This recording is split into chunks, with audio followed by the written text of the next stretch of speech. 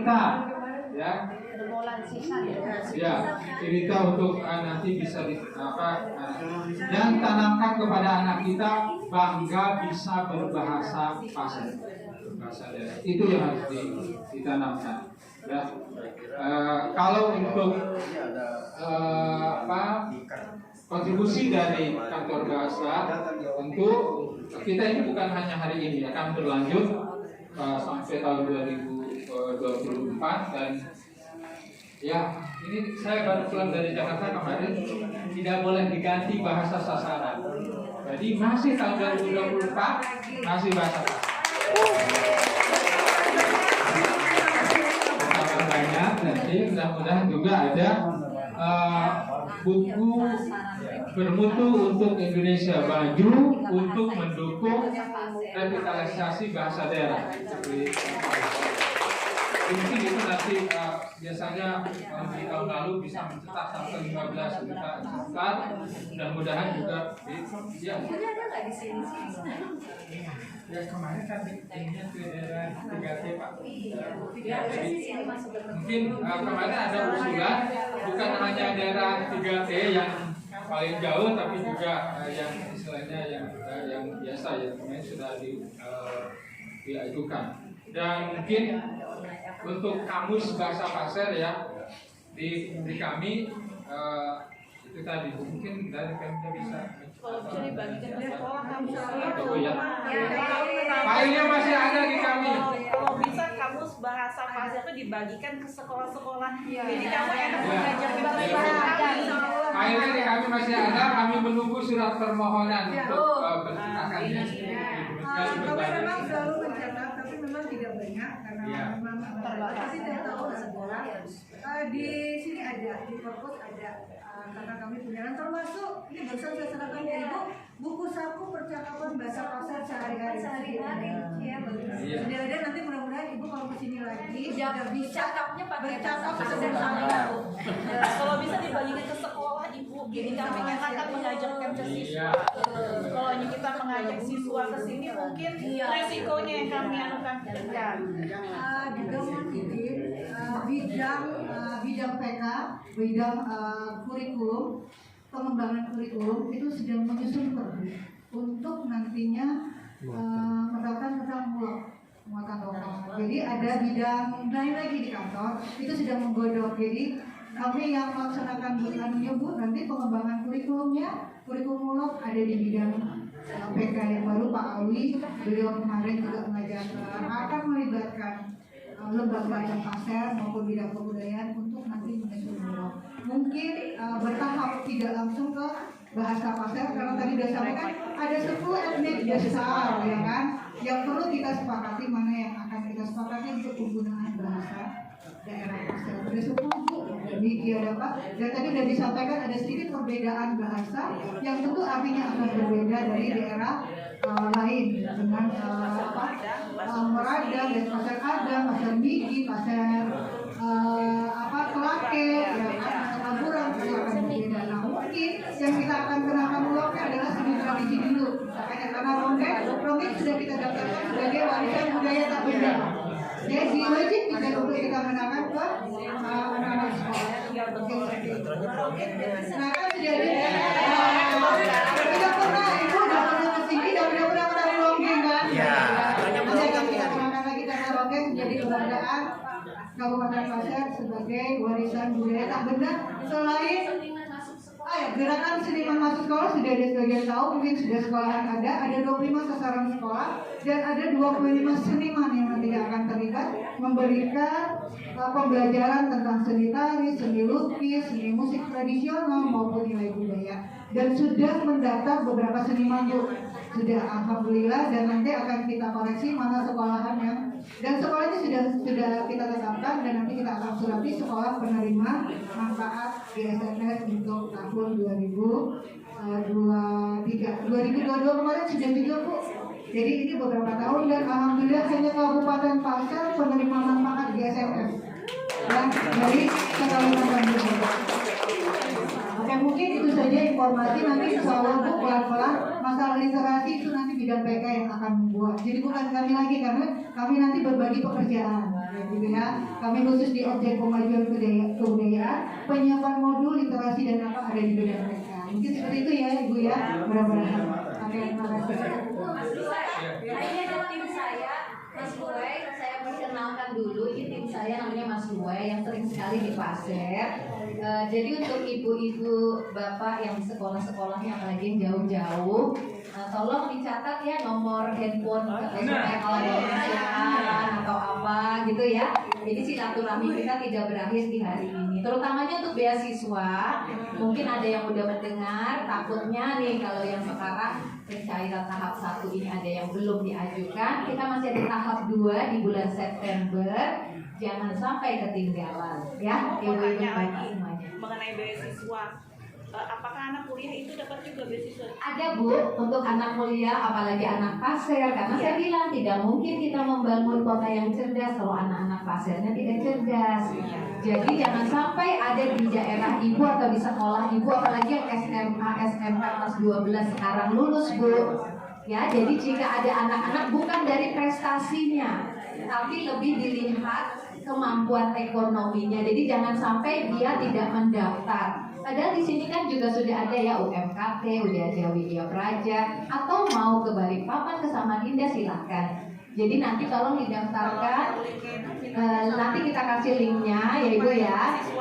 Iya, untuk mahasiswa. Jadi dia bisa mendapatkan uang saku kalau dia juga kuliahnya di luar pasir ya, dan juga mendapatkan biaya kuliah penuh sampai dengan lulus. Yang penting Ibu bimbing anak-anak itu supaya memiliki motivasi mendaftar dan juga sampai sekolahnya selesai ya, jangan sampai drop out atau tiba-tiba menikah di usia muda ya, seperti itu.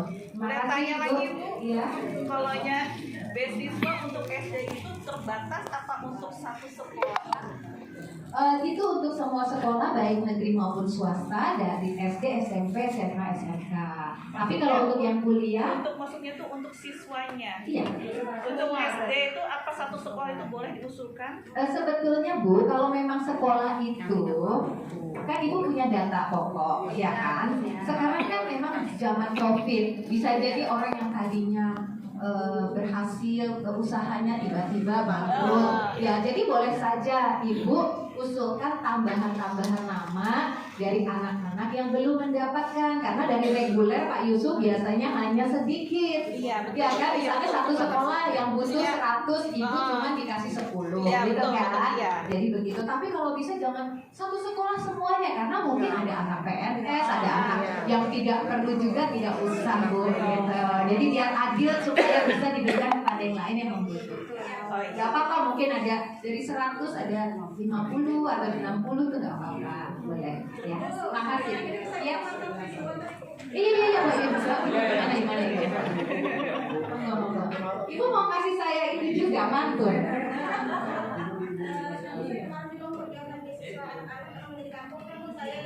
Oh, waduh jagoan banget nih. Bisa pakai link. Ya udah Ibu sharing pengalamannya. Assalamualaikum warahmatullahi wabarakatuh. Waalaikumsalam warahmatullahi wabarakatuh. Saya memberitahu Ibu kalau biasa beasiswa itu memang apa yang Ibu katakan tadi konsisten dengan janji Ibu, artinya anak-anak kami SD di desa itu memang apa yang Ibu bantu tuh sudah merasa gitu loh Bu. Jadi ini sekarang kecil-kecil anak kelas 1 masuk, kemarin saya belum ada datanya, jadi saya belum masukkan beasiswa di SD tersebut. Kondisinya Bu, karena jalan sepi yang kami lewati, anak-anak kami di desa Muarapayang, kecamatan Muarakomam di pedalaman, mereka kadang-kadang sepatu itu pun kadang tidak pakai sepatu. Ya, jadi memang adanya tahun berapa itu yang 2021 kemarin itu yang ada cair dari beasiswa aspirasi dari Ibu, alhamdulillah sangat bermanfaat. Jadi Bu, Ibu berapa itu ya? Alhamdulillah Ibu ya, kami mengucapkan terima kasih. Kalau bisa juga terus ditingkatkan lagi kuota untuk beasiswa ini Bu. Terima kasih Bu. Oh bisa Pak, kalau kuota nanti itu masih ada tahap 2 ya. Jadi sebenarnya kami tadi mencegah jangan sampai ada ketidakadilan, satu sekolah semuanya, satu sekolah sedikit ya. Tapi nanti mohon masukannya ya ke Mas Tua ini, silakan nanti Bapak juga boleh kan udah ada Instagram saya ya, harus di follow ya. Nanti teh wilayah PPU kyo be. Terus juga Anggota ya. terima kasih kepada ibu siapa namanya? Ibu Mahwiyah. Ini adalah contoh pejuang-pejuang guru yang aktif memperjuangkan nasib anak-anaknya. Ibu juga tadi ya. Jadi nanti kami juga punya anggota DPR 8 orang dengan tugasnya masing-masing. Kami pun aktif berkomunikasi. Jika ada hal yang bukan menjadi kewenangan kami juga berusaha. Ya, SMP turu orang ini kebetulan langsung anggota ya menghubungi Pak WA aku. Aku lo kenal ini, cuma melihat Facebook link kan? Ya link ya. Assalamualaikum warahmatullahi wabarakatuh.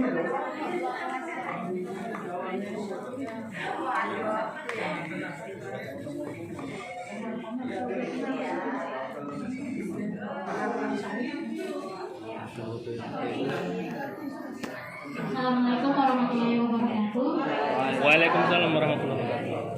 Saya perwakilan dari teman-teman JATI, guru pengganti. Ya, kan ada tahapan PNS, P3K, kontrak dan JATI. Karena Grogol, sedangkan JATI ini, jadi kami sama, Bu. Tugas kami sama. Kami tidak dapat kesejahteraan yang dimiliki oleh guru-guru lain kontrak. Kami tidak dapat. Mohon kiranya JATI itu, Bu, kalau misalnya di kuota sekolah nanti masuk PNS, kami tidak terpakai. Tidak terpakai kan? Belum. JATI itu hanya guru pengganti, Bu. Pengajar pengganti. Masukannya mohon kiranya kami ini bekerja sama, mohon kiranya sejahterakan disamakan dengan guru kontrak ataupun yang lainnya.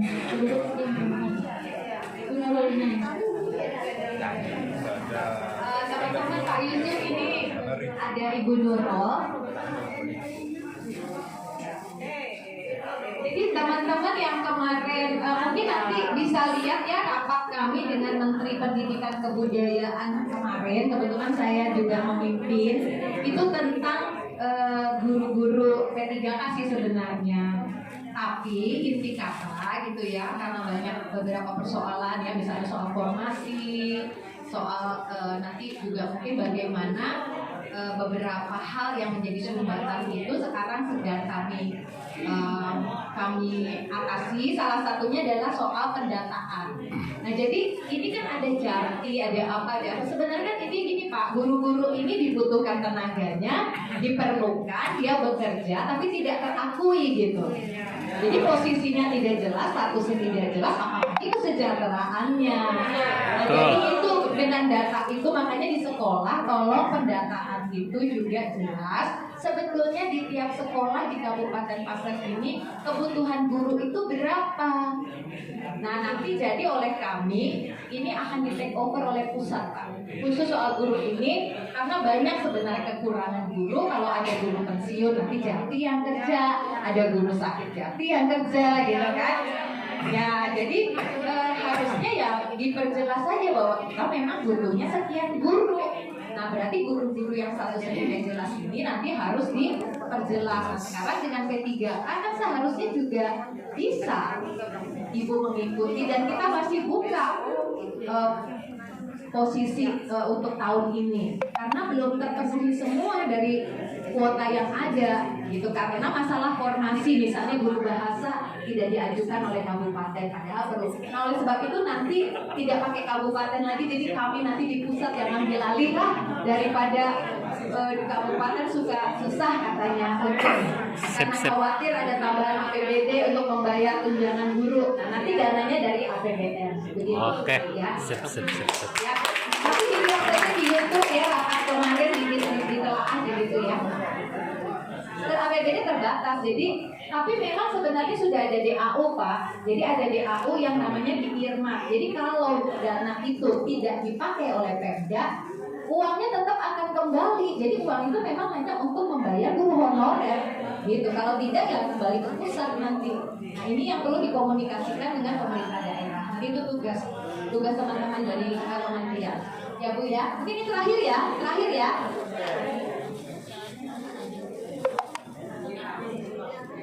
Assalamualaikum warahmatullahi wabarakatuh. Saya ingin bertanya sama Ibu. Saya kan P3K Bu ya. Saya menanyakan, kedudukan P3K itu dengan PNS itu seperti apa di pusat dan bagaimana tunjangan-tunjangannya di daerah itu apa sama atau tidak dengan PNS? Baik, jadi P3K ini adalah salah satu jalan keluar atau solusi untuk mengatasi Bu Afia ini ya. Terima kasih pertanyaannya ya. Jadi nanti Ibu bisa tadi kembali ya lihat rapat kami. Rapat kami itu terbuka di YouTube tuh bisa ditonton sebenarnya ya. Dan Ibu juga bisa kasih masukan gitu kan di komen-komen itu nanti bisa menjadi bahan untuk rapat juga. Nah jadi memang P3K itu Ibu Bapak kan adalah salah satu solusi mengingat adanya undang-undang aparatur sipil negara yang tidak membolehkan PNS itu berusia di atas 35 tahun. Nah oleh sebab itu kita mencari solusi dulu ya, yaitu berupa P3K ya, guru-guru dengan perjanjian kerja pemerintah ya kan. Jadi tentu saja dalam berbagai aspek seharusnya itu sudah sama Bu, kecuali pensiunnya ya kan. Nah tetapi ke depan itu hampir semua PNS itu bukan hanya guru tapi juga untuk tenaga-tenaga lainnya, tenaga kesehatan dan lain, semua itu konstruksinya berupa P3K Bu. Jadi sudah tidak ada lagi ini kalau menurut reformasi dari KAN RB Pak.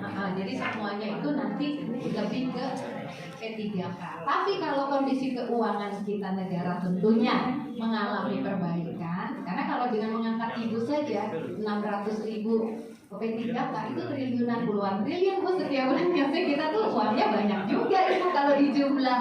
Jadi mohon doanya supaya ekonomi negara kita apalagi sudah pindah ibu kota nanti dan sebagainya, kita memiliki cukup kemampuan keuangan untuk bisa meningkatkan. Jadi bukan tidak mungkin nanti PNS dibuka kembali. Jadi dari P3K menjadi PNS sudah bukan tidak mungkin. Begitu loh Bu.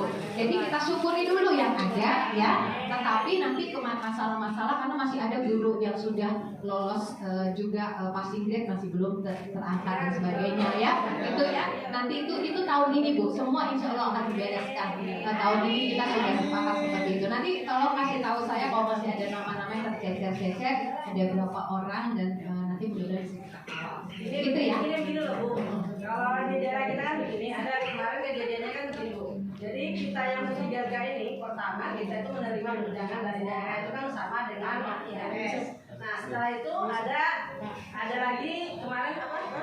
Nah diturunkan menjadi 10 kilo. Nah dari kami itu Bu merasa bagaimana kami diturunkan karena PNS menaikkan kami malah diturunkan. Tapi itu kebijakan daerah ya Bu ya, karena kan tunjangan dari daerah. Oke nanti saya komunikasi dengan kepala daerah atau Ibu Wagub. Mungkin juga karena mempertimbangkan keuangan atau apa, tapi seharusnya Jadi masalahnya PNS malah naik kami diturunkan. Oke. Paham pastilah ada rasa kecemburuan sosial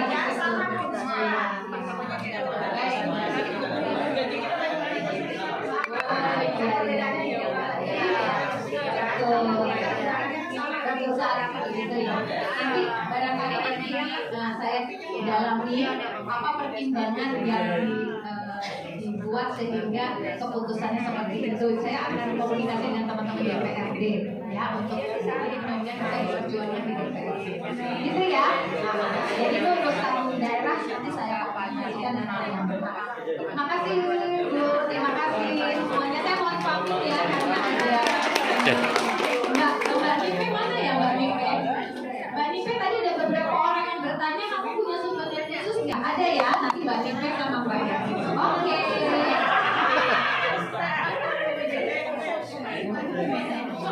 Harusnya 1 jam Pak Yusuf urusan foto-foto ini.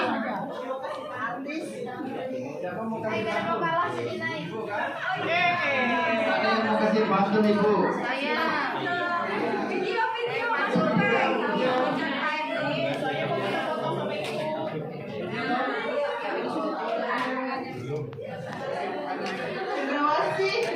kuliah kuning kita muet polo. Terima kasih atas mulet ibu. Timani minta kain muet yo.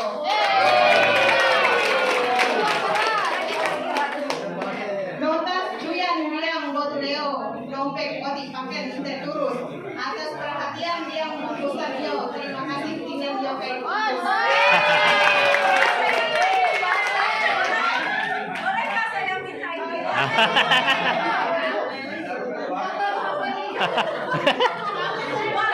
Yang programnya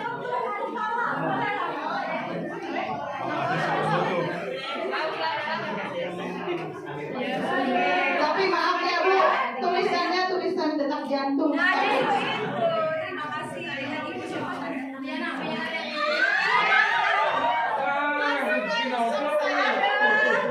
Ini minimal akan dipublish di media sosial. Wah.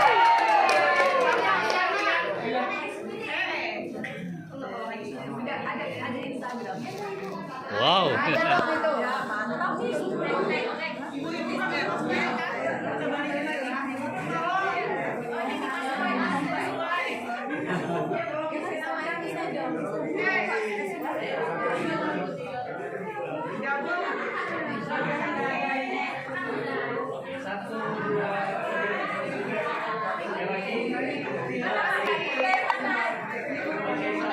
Oh ya.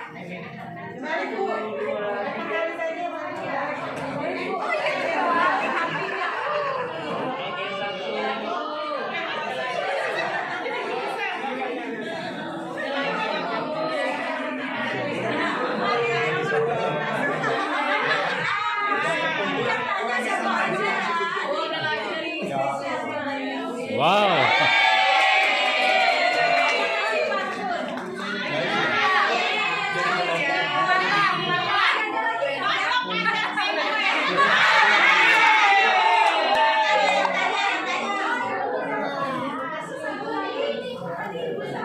Ayo ibu, nanti ajarkan pantunnya ke anak-anak biar bisa sampai ke Jakarta.